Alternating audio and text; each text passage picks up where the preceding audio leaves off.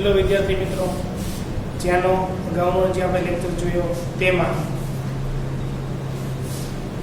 કંપનીની સ્થાપના પહેલાના તબક્કામાં સૌથી પહેલો મુદ્દો આપણે જોઈ ગયા છે ધંધાની સ્થાપનાનો વિચાર.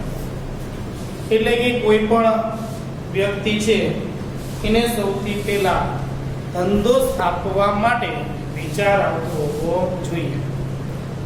જોઈને માત્ર પેલા ધંધો કોઈ પણ સ્થાપવો છે એવો વિચાર આવે બરોબર, તો એ આગળ શું કરે છે? ધંધાની સ્થાપના કરે છે. નહીતર જોઈને વિચાર નહીં આવે તો કોઈ પણ એ ધંધો સ્થાપી શકતો નથી. એટલે પેલું મુખ્ય કારણ એ છે કે ધંધો એને સ્થાપવો છે, કંપની બનાવી છે, એ તો સૌથી પહેલા પોતાના મગજમાં એ વિચાર આવતો હોવો જોઈએ.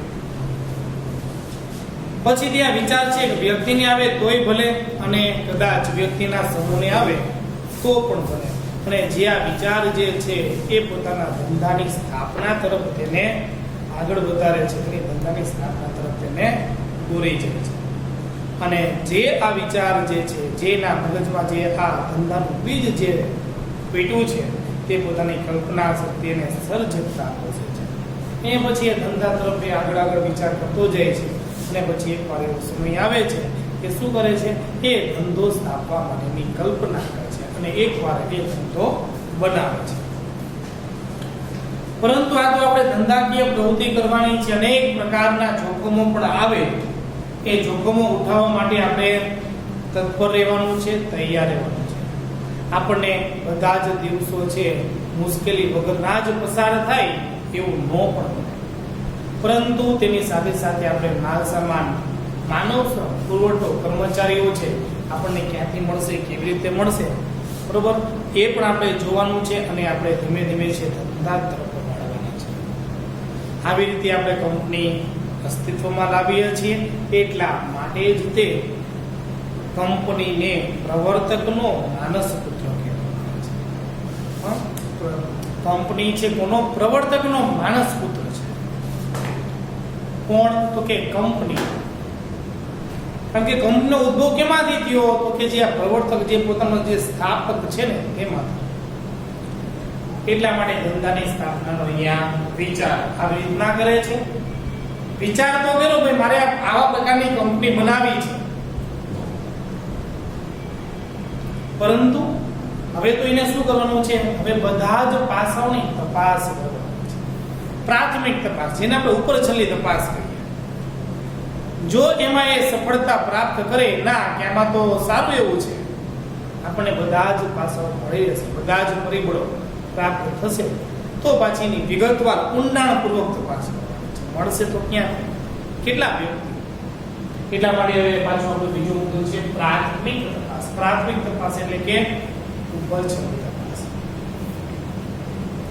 એટલે બીજો મુદ્દો છે વૈચારિક ખ્યાલની શક્યતાઓ નિષ્ણાંતો દ્વારા તપાસવામાં આવે છે. તમે જે આ વિચાર કર્યો છે ને કે હવે આપણે શું કરીએ છીએ?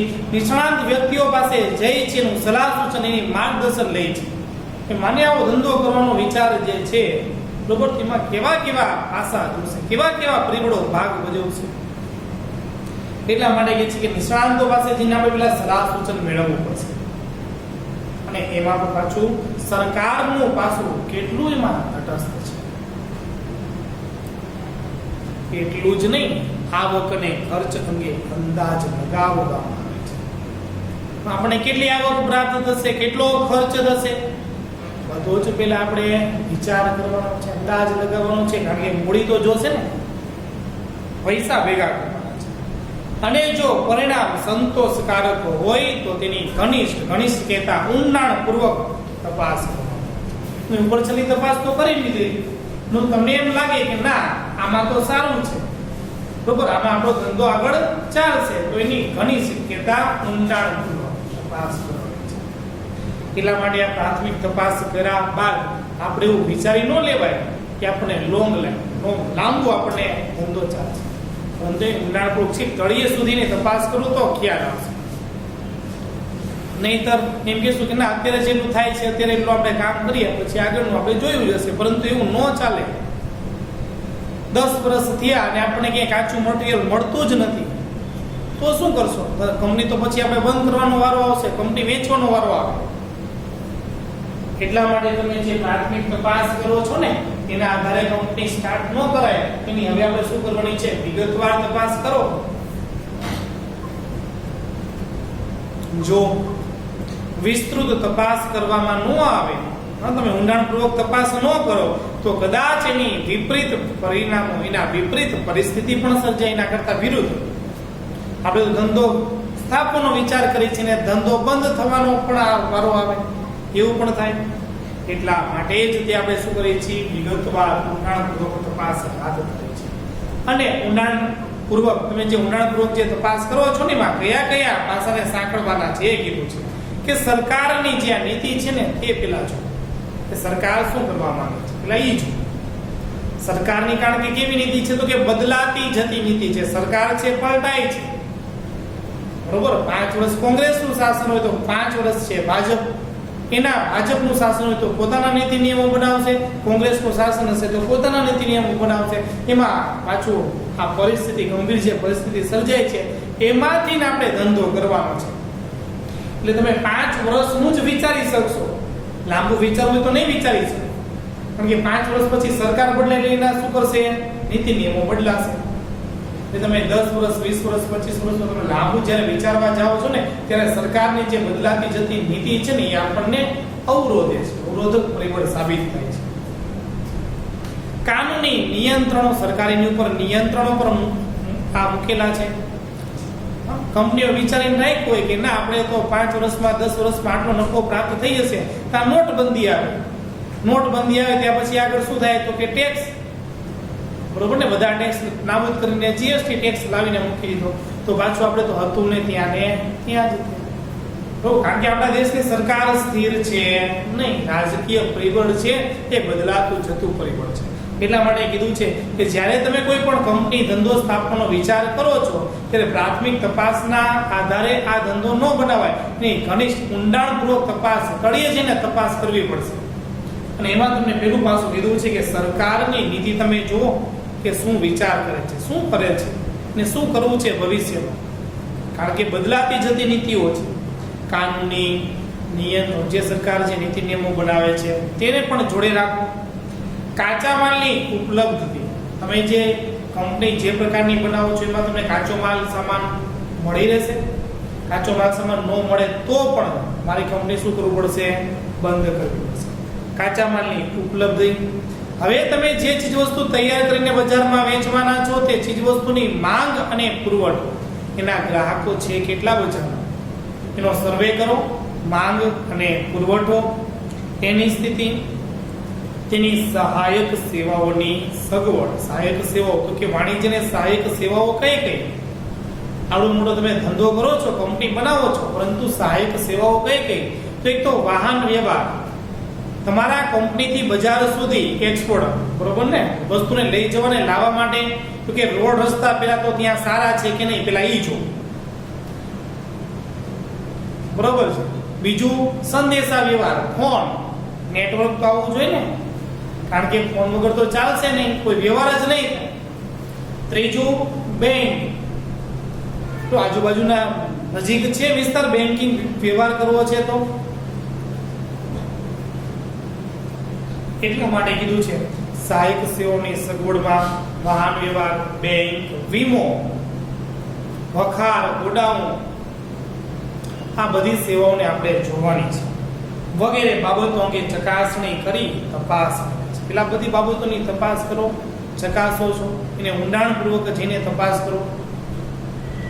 ત્યારબાદ કીધું છે કે વિગતવાર તપાસથી ચિત્ર સ્પષ્ટ બને છે. તમે ઊંડાણપૂર્વક જઈને તપાસ કરશો ને કે તમારી પછી હવે નજર સમક્ષ આવશે કે ના હવે આપણો ધંધો છે ચાલશે કે કેમ, શરૂઆત કંપનીની થશે કે કેમ, અને આગળ વધવું કે તે યોજનાને ત્યાં જ પડતી મૂકવી તે અંગે હવે તમે નિર્ણય લ્યો છો, બરોબર ને. કારણ કે જો તમને એક પાસામાં થોડીક કચાશ જોવા મળશે એટલે તમે એમ કહેશો કે ના આ પ્રકારનો ધંધો હવે ન કરાય. તમે જે વિચાર કરો છો ને માંડી વાળો, બીજો કંઈક વિચાર કરો, બીજો કંઈક ઉત્પાદન વસ્તુ કરવા માટે કંઈક મથો. એટલા માટે કીધું છે કે તમે લાંબો વિચાર કરો છો, ઊંડાણપૂર્વક વિચાર કરો છો તો એમાં તમને એ જાણવા મળશે કે આ યોજના છે એને આગળ ધપાવી, એને આગળ લઈ જવી કે ત્યાં જ આ યોજનાને પડતી મૂકી દેવી.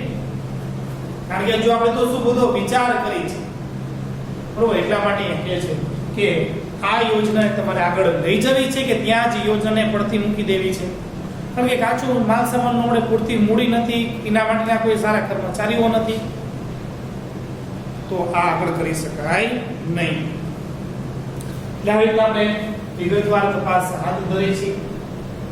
ચોથો મુદ્દો છે સંસાધનોની સગવડ. હવે તમે ઊંડાણપૂર્વક તપાસ કરી લીધી, કાચો માલ સામાન ક્યાં મળે છે એ પણ આપણે જોઈ લીધું, ક્યાં મળે છે.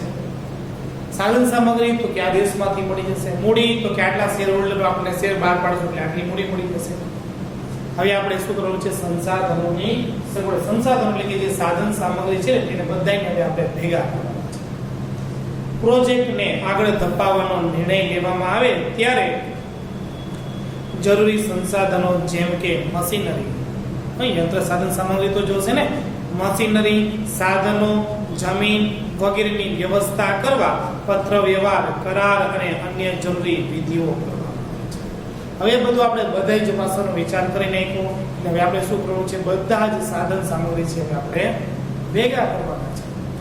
આવી રીતના આપણે સાધનોની સગવડ કરીએ છીએ અને પરંતુ આ બધી જ હવે સગવડ કર્યા બાદ હવે આપણે શું કરવાનું છે, પૈસાની વ્યવસ્થા કરવાની છે. કારણ કે આ બધા જ ખરીદવા માટે પૈસા તો જોશે જ તે, અને પૈસા આ કંપનીના મેળવવા છે તો અમે શેર બહાર પાડશું, અને શેર બહાર પાડશું ત્યારબાદ બધા જ અરજદારો અરજી કરશે, શેર ખરીદશે અને કંપનીમાં મૂડી આપશે.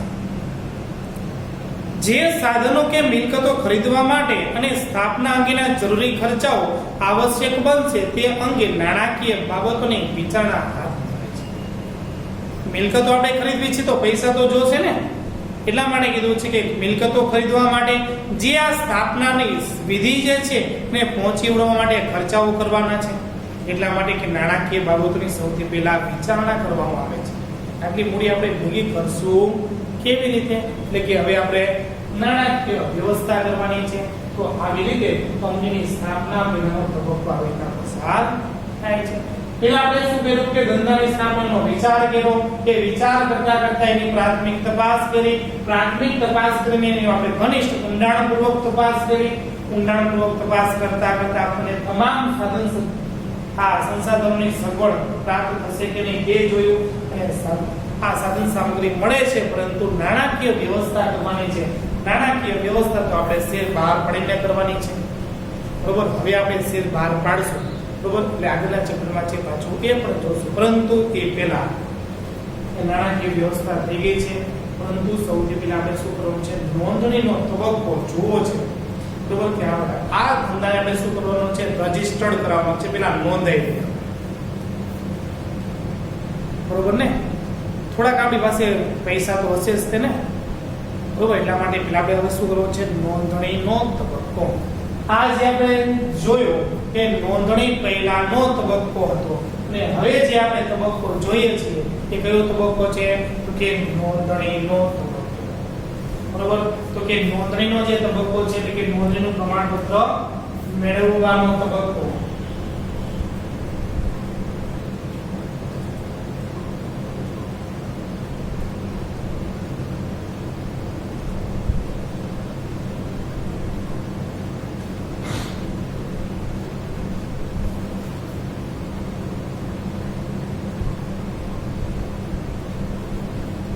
નોંધણીનું પ્રમાણપત્ર મેળવવાના તબક્કામાં સૌથી પહેલા તમને કીધું છે આવેદન પત્ર.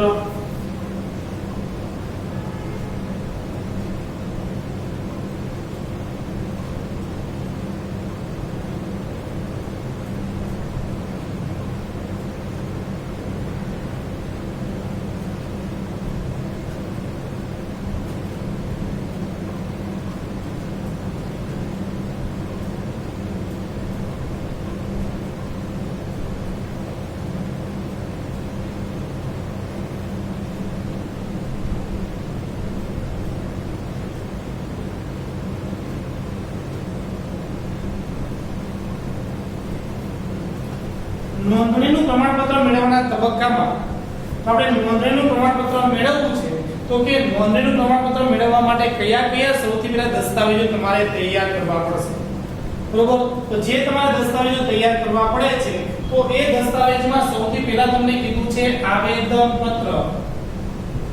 સૌથી પહેલા તમારે શું તૈયાર કરવાનું છે? આવેદન પત્ર તૈયાર કરવાનું છે. બીજું નિયમન પત્ર તૈયાર કરવાનું છે. ત્રીજું સંચાલકોની યાદી તૈયાર કરવાની છે. ચોથું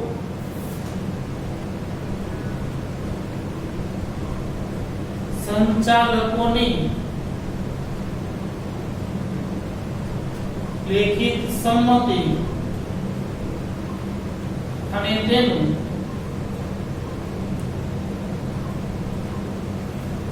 સોગંદનામું તૈયાર કરવાનું છે. પાંચમું નિવેદન અને છઠ્ઠું અન્ય કંપનીમાં હિત અંગેની જાહેરાત.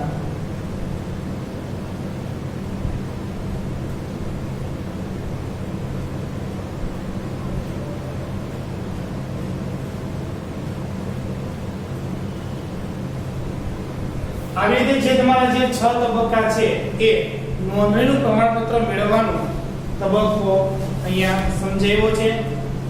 એના આધારિત આપણે દસ્તાવેજો આટલા આપણે તૈયાર કરવાના છે. આ દસ્તાવેજો લઈને તમે કંપની રજિસ્ટ્રારની ઓફિસે જશો કે તમને નોંધણીનું પ્રમાણપત્ર 21 દિવસમાં મળી જશે, બરોબર છે? એના માટે સૌથી પહેલા આપણે જોઈએ નોંધણીનું પ્રમાણપત્ર મેળવવાના તબક્કા પૈકી સૌથી પહેલો મુદ્દો છે આવેદન પત્ર. નોંધણીનું પ્રમાણપત્ર મેળવવા માટે આટલા દસ્તાવેજો તૈયાર કરવાના છે તો એમાં સૌથી પહેલો દસ્તાવેજ છે મિત્રો આવેદન પત્ર. આવેદન પત્રને અંગ્રેજીમાં કહીએ તો મેમોરેન્ડમ ઓફ એસોસિએશન. હવે ધીમે ધીમે મિત્રો આપણા વાણિજ્યની જે એસપીની જે સાચી શરૂઆત છે મિત્રો આ ચેપ્ટરથી થાય છે. એટલા માટે અહીંયા ખાસ કરીને ધ્યાન આપજો. જો તમને આ સમજી ગયા બરોબર તો તમારે 3 વિષયો ઓછા તૈયાર કરવા પડશે. એક તો એકાઉન્ટ, બીએ અને જે ત્રીજો છે એસપી, બરોબર? કારણ કે અગત્યના જે મુદ્દા છે એના માટે તમને કીધું છે આવેદન પત્ર. તો નોંધણીના તબક્કામાં કીધું નોંધણી પૂર્વેનો તબક્કો પૂર્ણ થયા બાદ સ્થાપનાનો તબક્કો શરૂ થાય છે. હવે આપણે કંપનીની સ્થાપના કરીએ છીએ જેમાં કંપનીનું નોંધણીનું પ્રમાણપત્ર મેળવવા અંગે જરૂરી કાર્યવાહી કરવી પડે છે. જો તમારે નોંધણીનું પ્રમાણપત્ર મેળવવું હોય, કંપની છે તમારે નોંધાવી છે, બરોબર? તો સૌથી પહેલા આટલા દસ્તાવેજો તૈયાર કરવા પડશે. ખાનગી કંપનીમાં મર્યાદિત સભ્ય સંખ્યા તેમજ શેરની ફેરબદલી નિયંત્રિત હોય છે. નોંધણીનું પ્રમાણપત્ર મેળવ્યા બાદ કંપની ધંધો શરૂ કરી શકે છે. તમે આ દસ્તાવેજ ત્યાં લઈને જાઓ પછી તમને નોંધણી કરી દે. કેમ? કારણ કે આપણે કંપનીને નોંધાવવાનું છે. નોંધણીનું પ્રમાણપત્ર પછી તમને મળી જશે. પરંતુ હવે તમે જે કંપની બનાવો છો એ કંપની કયા પ્રકારની બનાવો છો એ આપણે નક્કી કરવાનું છે. ખાનગી કંપની છે કે જાહેર કંપની, તો એની માટે કીધું છે ખાનગી કંપની હોય કે જાહેર કંપની, બંને પ્રકારની કંપની માટે નોંધણીનું પ્રમાણપત્ર મેળવવું અનિવાર્ય છે. કોઈ પણ પ્રકારની કંપની હોય, ખાનગી કંપની હોય તો ભલે, જાહેર કંપની હોય તો ભલે, એની માટે નોંધણીનું પ્રમાણપત્ર તો મેળવવું પડશે જ. તો તે માટે નીચેના દસ્તાવેજો રજૂ કરવા. નોંધણીનું પ્રમાણપત્ર મેળવવું હોય તો તમારે આટલા દસ્તાવેજો તૈયાર કરવા પડશે. અને એ પૈકીનો સૌથી પહેલો દસ્તાવેજ આપણે જોઈએ છીએ આવેદન પત્ર. હવે આવેદન પત્ર એ કંપનીનો મૂળભૂત દસ્તાવેજ છે. જેમ આપણા દેશનું બંધારણ છે તેમ કંપનીનું પણ બંધારણ છે. આપણા દેશનું બંધારણ છે એમ કંપનીનું પણ શું છે? બંધારણ છે. એટલે કે આવેદન પત્ર એ કંપનીનું બંધારણ દર્શાવતો દસ્તાવેજ છે. આના આધારે તમારી કંપની કેવા પ્રકારની છે ને એ નક્કી થાય. કારણ કે આવેદન પત્રમાં 6 કલમો હોય છે, બરોબર? નામની કલમ છે, મૂડીની કલમ છે, સ્થાપનાની કલમ છે, ભરણાની કલમ છે, જવાબદારીની કલમ છે આવી મિત્રો 6 કલમો છે. કંપનીનું તમે કેવા પ્રકારનું નામ રાખી શકો અને કેવા પ્રકારનું નામ ન રાખી શકો એની પણ જોગવાઈ આવેદન પત્રમાં સૌથી પહેલી જ કલમમાં કરેલી છે. બરાબર? એટલે નામ રાખતા પહેલા પણ આપણે વિચાર કરવાનો છે. જેમ તેમ તમે નામ ન રાખી શકો. એટલે અહીંયા કીધું છે કંપનીનો આ પાયાનો મૂળભૂત દસ્તાવેજ છે. કંપનીનો મૂળભૂત અગત્યનો દસ્તાવેજ હોય તો કયો? તો કે આવેદન પત્ર. આ દસ્તાવેજમાં જે કલમો હોય છે તેના આધારે કંપનીનું ધ્યેય અને કાર્યક્ષેત્ર નક્કી થાય છે. કંપનીનો મુખ્ય ધ્યેય શું છે? કંપની કેટલી વિરાટ છે, મોટી કેટલી કંપની છે, જો એ તમારે તપાસવું હોય ને તો ખાલી માત્ર ને માત્ર તમે કંપનીનું આવેદન પત્ર વાંચી લો, તમને ખબર પડી જાય. આ દસ્તાવેજમાં કંપનીનું નામ, ધ્યેય, મૂડી, સભ્યોની જવાબદારી, રજિસ્ટર્ડ ઓફિસ વગેરે દર્શાવવામાં આવે છે. બધી જ આપણે કલમો આગળ જોવાની જ છે, એટલા માટે અહીં આપણે એની ચર્ચા નથી કરતા. આ દસ્તાવેજમાં તો કે કંપનીનું નામ, ધ્યેય, મૂડી, સભ્યોની જવાબદારી, રજિસ્ટર્ડ ઓફિસ વગેરે દર્શાવવામાં આવે છે. એટલે તો કે કંપનીનું નામ, તો કે કંપનીનું નામ કેવા પ્રકારનું રાખી શકાય ને કેવા પ્રકારનું ન રાખી શકાય એ નામની કલમમાં દર્શાવેલું છે. તમારે ધંધામાં મૂડી કેવા પ્રકારની રાખવાની છે તો એ મૂડીની કલમમાં દર્શાવ્યું છે. સભ્યોની જવાબદારી, જેટલા કંપનીના માલિકો છે એની જવાબદારી કેટલી છે, મર્યાદિત છે કે અમર્યાદિત, એ સભ્યોની જવાબદારીની કલમમાં દર્શાવ્યું છે. રજિસ્ટર્ડ ઓફિસ, તમારી મુખ્ય ઓફિસ ક્યાં છે એ પણ તેમાં દર્શાવવામાં આવે છે. આ દસ્તાવેજ ત્રાહિત પક્ષ અને કંપની વચ્ચેનો સંબંધ નક્કી કરે છે. હા, આવેદનપત્ર શું કીધું? ત્રાહિત પક્ષ એટલે કે ધંધાની બહારના માણસ અને કંપની વચ્ચે શું સંબંધ છે ને એ આ દસ્તાવેજ નક્કી કરે છે. કોઈ પણ કંપની માટે આવેદન પત્ર પાયાની અને અગત્યની પ્રાથમિક જરૂરિયાત છે. કોઈ પણ કંપની હોય તો આવેદન પત્ર બનાવવું પડે અને બનાવવું જ પડે. આપણો દેશ છે એનું બંધારણ તો છે ને, બંધારણના આધારે આ બધું આ ચાલે છે. બંધારણ ન હોય તો ચાલે જ નહીં. આવેદન પત્ર દ્વારા કંપનીનો ધંધો નક્કી થાય છે. આવેદન પત્રમાં તમે લખેલું હશે, શું લખેલું હશે? તમે કયા પ્રકારનો ધંધો કરો છો એટલા માટે જ તમને કીધું છે. આવેદન પત્ર છે કંપનીનો પાયાનો, મહત્વનો, અગત્યનો દસ્તાવેજ છે. આવેદન બરોબર. આવેદન પત્ર હોય તો તમે આગળ, ન હોય તો આગળ તમે કોઈ પણ કાર્ય ન કરી શકો. નિયમન પત્ર વગર ચાલે, પરંતુ આવેદન પત્ર વગર ન ચાલે. બરોબર. કારણ કે સૌથી અગત્યનો પાયાનો દસ્તાવેજ કીધો, પાયો જ આવેદન પત્ર છે. પછી તમને બીજો દસ્તાવેજ કીધું છે નિયમન પત્ર.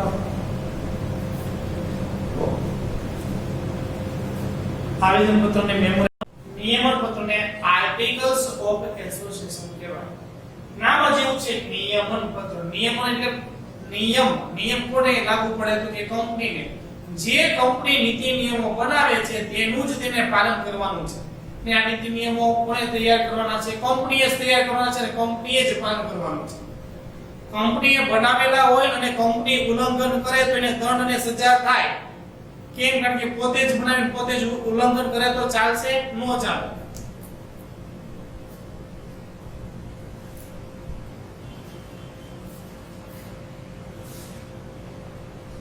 એટલા માટે અહીંયા તમને કીધું છે બીજો દસ્તાવેજ છે નિયમન પત્ર. નિયમન પત્ર એ કંપનીનો આંતરિક વહીવટને ધારાધોરણ દર્શાવતો દસ્તાવેજ. આંતરિક વહીવટ દર્શાવતો એટલે કે નીતિ નિયમો ક્યાં હોય તો કે કંપનીની અંદર. એનું પાલન ક્યાં થાય તો કે કંપનીની અંદર પાલન થાય. એટલા માટે કીધું છે કે નિયમન પત્ર એ કંપનીનો આંતરિક વહીવટ ને ધારાધોરણ દર્શાવતો દસ્તાવેજ. કંપનીના કર્મચારીઓ બધા જ છે નીતિ નિયમોનું પાલન કરવાનું છે. બરોબર. કંપનીની બહાર જઈને તમે પાલન ન કરો તો ચાલે, પરંતુ જ્યાં સુધી કંપનીની અંદર છો તો ત્યાં સુધી આ કંપનીના નીતિ નિયમોનું પાલન તમારે કરવું પડશે. આવેદન પત્રમાં કંપનીનું જે ધ્યેય નક્કી થયું છે તેને સાકાર કરવા કંપનીના નીતિ નિયમો આમાં નક્કી કરવામાં આવે છે. આવેદન પત્રમાં કંપનીના ધ્યેય નક્કી થાય છે. ધ્યેય એટલે શું? કે તમે કયું કામ કરવાના છો એ કેવા લખવાનું? આવેદન પત્રમાં. હું સાબુ બનાવવાની કંપની બનાવું છું તો સાબુ જ બનાવવાના, બરોબર. પરંતુ એના કંપની હવે કયા નીતિ નિયમોને આધીન ચાલશે? તો જે નીતિ નિયમો તમે બનાવ્યા છે, નીતિ નિયમો કેવા લખેલા હોય તો કે નિયમન એટલે કે ધ્યેયને અનુરૂપ ધ્યેયનું પાલન કરવા માટે નીતિ નિયમોનું ઉલ્લંઘન કરવાનું નથી, તેનું પણ પાલન કરવાનું છે. એટલા માટે કીધું છે કે ધ્યેયને પ્રાપ્ત કરવા માટે નીતિ નિયમો તો હોય જ છે. નિયમન પત્રમાં તો કે આર્ટિકલ્સ નિયમો દર્શાવેલા હોય છે, નિયમ કંપની જ તૈયાર કરે છે, કંપનીએ જ પાલન કરવાનું છે. આવેદન પત્ર, નિયમન પત્ર સૌથી અગત્યના દસ્તાવેજ છે. આવેદન પત્ર મૂળભૂત પાયાનો અને અગત્યનો દસ્તાવેજ છે. નિયમન પત્ર કંપનીનો નોંધ દસ્તાવેજ છે. ત્રીજો છે સંચાલકોની યાદી. તો કંપનીનું સંચાલન કરવાનું છે, પરંતુ સંચાલકો તો જોશે ને, બરોબર. હવે જો અહીંયા સંચાલકોની યાદી, અત્યારે જે આ સંચાલકો જે બને છે ને એને આપણે કેવા સંચાલકો કહેશું ખબર છે? પ્રાથમિક સંચાલકો કહેશું. હજુ આપણે શેર બહાર પાડ્યા નથી અને ઈ પેલા હજુ આ બધું કામ કરવાનું છે, બરોબર. એટલે એને પ્રથમ સંચાલકો કહેવાય. હવે પછી આપણે શેર બહાર પાડશું, શેરધારકો બને, શેરધારકો બને ની ચૂંટણી થાય ને પછી સાચા સંચાલક મંડળની રચના થાય. તો એટલે આ જે સંચાલકોની યાદી છે પ્રથમ સંચાલકોની યાદી છે. કંપનીના સંચાલક તરીકે જે વ્યક્તિઓ કાર્ય કરવાની છે તેમના નામ, સરનામા, ધંધો, ઉંમર, રાષ્ટ્રીયતા વગેરે દર્શાવીને તેમના નામોની યાદી કંપની રજિસ્ટ્રાર સમક્ષ મૂકવામાં આવે છે. હવે કંપનીના સંચાલકો છે કોણ? તો એની માટે લિસ્ટ તૈયાર કરવાનું છે. તો એની માટે શું તૈયાર કરવાનું છે? તો કીધું છે કે તેના નામ લખવાના, તેનું સરનામું, એ ધંધો શું કરે છે, એની ઉંમર શું છે, એ કયા દેશનો છે, આ બધી જ યાદી તૈયાર કરીને કંપની રજિસ્ટ્રારની ઓફિસે તમારે દઈ આવવાનું છે. એટલે એને ખબર પડશે કે આ પ્રથમ સંચાલકો છે. હવે જ્યારે સંચાલક મંડળની નિમણૂક થશે ને ત્યારે આ પ્રથમ સંચાલકો ત્યાં નિવૃત્ત થઈ જશે. નિયત કરવામાં આવે તેવી કંપનીમાં સંચાલકોમાં ઓછામાં ઓછી એક મહિલા સંચાલક હોવી જોઈએ. જો 10 સંચાલકોની તમે નિમણૂક કરેલી હોય તો 10 સંચાલકો પૈકી એક વ્યક્તિ મહિલા હોવી જોઈએ, બરોબર. 10 પૈકી એક વ્યક્તિ કોણ હોવી જોઈએ? મહિલા. બાકીના જે 9 છે પુરુષ હોય તો ચાલશે, આની જોગવાઈ છે. આ રીતે આપણે સંચાલકોની યાદી પણ તૈયાર કરી છે. એટલા સંચાલકો છે કંપની રજિસ્ટ્રારની સમક્ષ આપણે આપ્યા. પરંતુ આ સંચાલકો તમે જે બનાવ્યા છે એ કેવી રીતના બનેલા હોવા જોઈએ? તો કોઈ ધાક ધમકીથી નહીં, કોઈના દબાણથી નહીં, કોઈના ફોર્સથી બનેલા હોવા જોઈએ નહીં, પરંતુ પોતે સ્વૈચ્છિક રીતે બનેલા હોવા જોઈએ.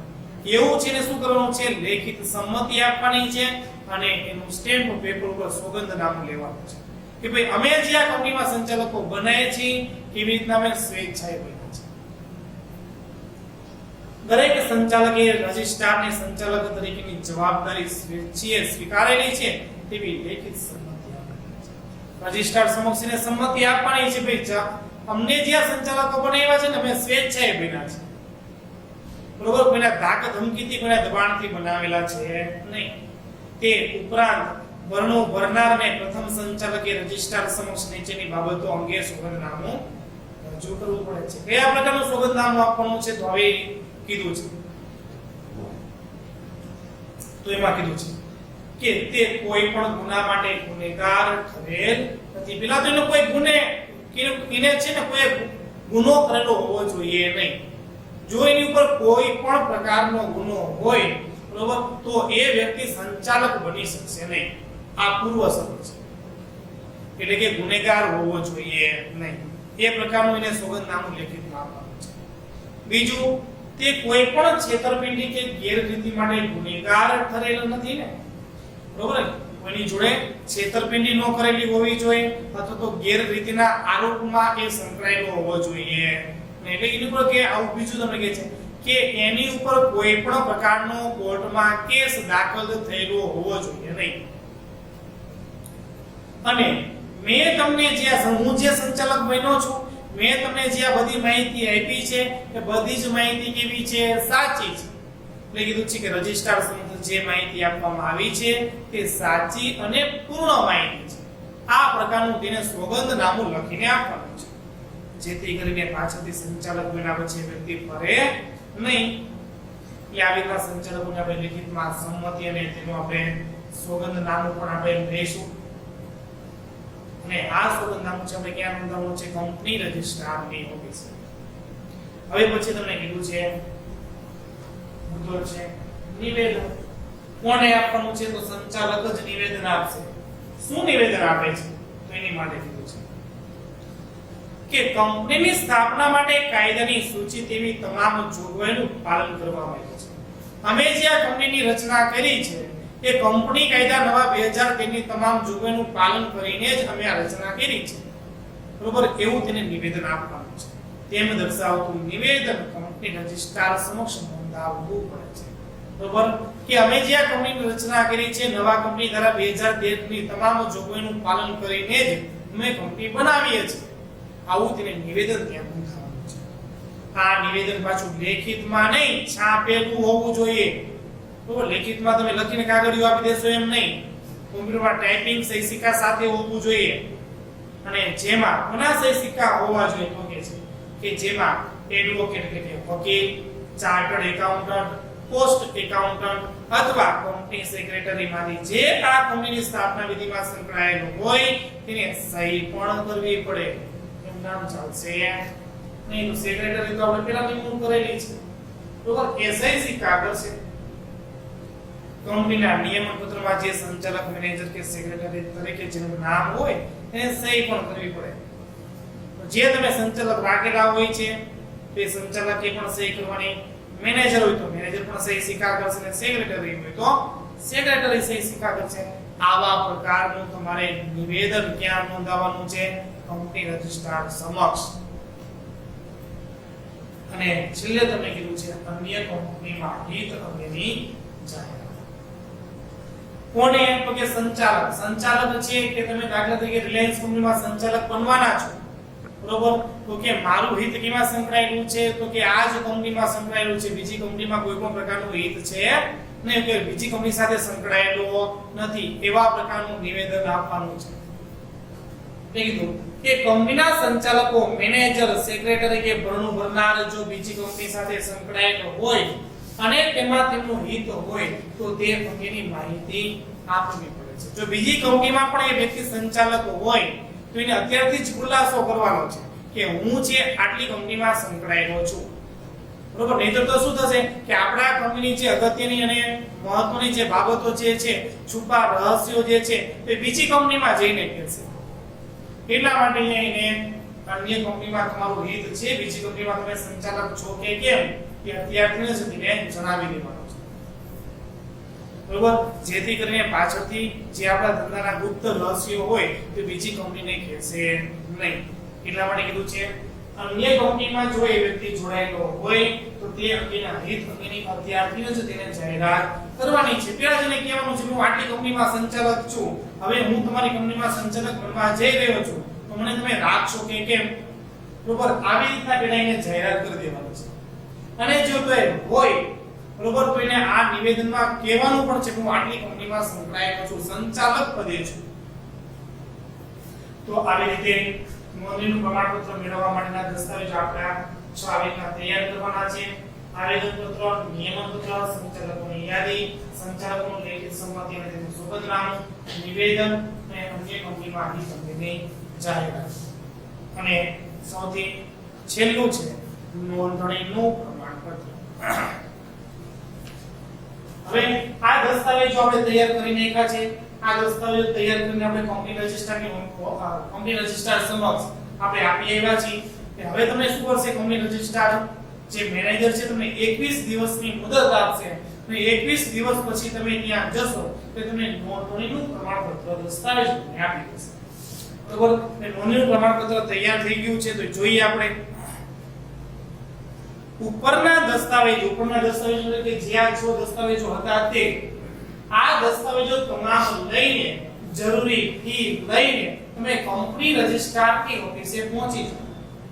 કંપની રજિસ્ટ્રારની ઓફિસે જશો એટલે ત્યાં મેનેજર બેઠો હશે ને તમારે કેવું ભાઈ આ દસ્તાવેજો મારી કંપનીના આટલી ફી મને આ તમે ચકાસણી કરીને કયો કે આમાં કઈ ઘટે છે, કોઈ પણ માહિતી અપૂરતી છે. એ કીધું છે કે જરૂરી ફી ભરવામાં આવશે. કંપની રજિસ્ટ્રારને ચકાસણી કર્યા બાદ જો સંતોષકારક લાગે તો તેની નોંધણી કંપનીઓના ચોપડામાં થાય છે. બરોબર, રજિસ્ટ્રારને એવું લાગે કે ના બધા જ દસ્તાવેજો બરોબર છે તો પોતાનો જે એક ચોપડો કાઢશે અને એમાં છે તમારા કંપનીની નોંધણી એન્ટ્રી પાડશે અને તમને નોંધણી નંબર આપશે. આ વિધિ પૂર્ણ થયા બાદ રજિસ્ટ્રાર નોંધણીનું પ્રમાણપત્ર તૈયાર કરે છે. તૈયાર કરીને આપશે. નોંધણીના પ્રમાણપત્રમાં નોંધાઈ કરજો મોસ્ટ એન્ટ્રી. બરોબર છે. તમને શું કીધું કે નોંધણીના પ્રમાણપત્રમાં જે તારીખ આપવામાં આવી હોય, તમે જે તારીખે જાઓ છો પરંતુ તે તારીખથી પછી 5 દિવસ પછી તમે તારીખ લખી દીધી હોય તો તે તારીખથી એટલે કીધું છે કે નોંધણીના પ્રમાણપત્રમાં જે તારીખ આપવામાં આવી હોય તો તે તારીખથી કંપનીની શરૂઆત થયેલી ગણાય છે. બરોબર, જે તમે તારીખ લખી દીધી હોય તે તારીખથી કંપનીની શરૂઆત થયેલી ગણાશે. કંપની રજિસ્ટ્રાર કંપની નોંધણી પ્રમાણપત્ર આપવાની સાથે જ તે કંપની ઓળખ નંબર મેળવે છે. તો પ્રમાણપત્રનો તમને નંબર આપશે. આ ઓળખ નંબર તમારે સાચવી રાખવાનો છે. પ્રમાણપત્રમાં તમને લખેલો હશે જે કંપનીની ઓળખ બને છે. જેમ આપણો આધાર કાર્ડ નંબર છે એવી રીતના છે તમને પ્રમાણપત્ર નંબર પણ આપેલો છે અને તેનો સમાવેશ છે. ઓળખ નંબર છે તેનો સમાવેશ એ પ્રમાણપત્રમાં જ કરેલો છે. પ્રમાણપત્રમાં તમને આ ઓળખ નંબર આપી જ દીધો હશે. કંપનીએ રજૂ કરેલો મૂળ દસ્તાવેજો અને માહિતી પત્રકો કંપનીનું વિસર્જન ન થાય ત્યાં સુધી રજિસ્ટર ઓફિસે સાચવવાના રહેશે. તમે આવેદન પત્રમાં એક તમને કલમ કીધી છે રજિસ્ટર્ડ ઓફિસની કલમ. એ રજિસ્ટર્ડ ઓફિસ તમારે મોટા શહેરમાં બનાવવાની છે, કોઈ ગામડામાં બનાવવાની નથી. અને રજિસ્ટર્ડ ઓફિસ જે શહેરમાં છે તે ઓફિસમાં તમારે શું સાચવવાનું છે કે જ્યાં નોંધણીનું પ્રમાણપત્ર છે, આવેદન પત્ર હોય, નિયમન પત્ર હોય, જે કંપનીના અગત્યના દસ્તાવેજો છે એ બધા જ ત્યાં તમારે સાચવવાના છે. તો આવી રીતના નોંધણીનું પ્રમાણપત્ર તમને 21 દિવસમાં મળી જશે. તો આ સાથે જ તે આપણે આ ચેપ્ટર અહીંયા જે છે એ પૂરું કરીએ છીએ.